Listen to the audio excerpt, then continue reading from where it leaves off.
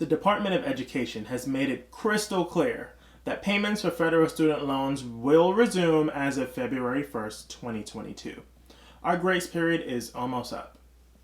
Whether you're preparing for student loan payments to resume or you're preparing to start repaying your federal student loans for the very first time, this episode is for you.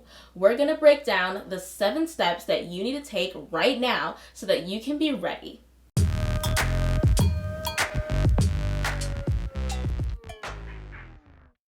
Hey Wealth Builders, I'm Mishak. And I'm Akiva. And welcome back to another episode of The Bemused.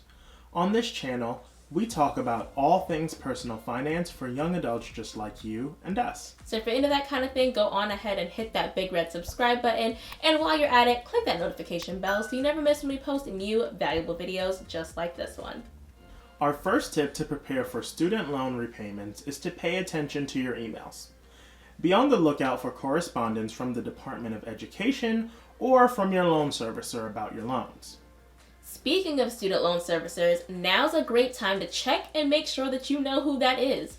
If this is your first time entering repayment and you're unaware of what or who a student loan servicer is, your student loan servicer is the company that you actually make your payments to and that handles the administration of your student loans.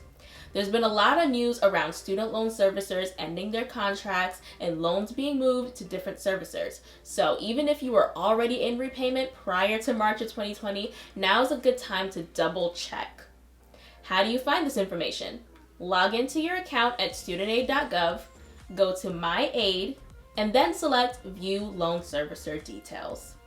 Once you've identified who your student loan servicer is, create or log into your account on your student loan servicer's website. Review your account information to make sure your contact information is up to date. It'll also be a good idea to take a few screenshots of your payment history and loan information. That way you can compare when student loan repayments begin and make sure that nothing looks off. This is especially important if your loans are currently with the servicer that are going to be ending their contracts soon. You want to make sure all of your information gets ported over to the new servicer correctly. Even if your loans aren't moving, you want to make sure things are intact once your loans switch back to active repayment status. Mistakes happen. Another thing you'll want to check on your student loan servicer's account is your bank account information if you have auto pay enabled. Have you switched bank accounts over the past year or so? Make sure that that information is accurate so that there are no hiccups or missed payments. Quick commercial break.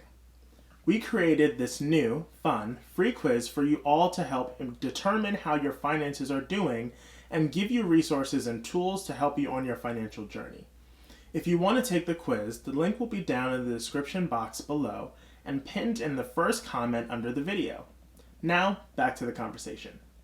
The next thing you're going to want to do in preparing to resume your federal student loan payments is to double check your repayment plan and make sure it's still a good fit for you.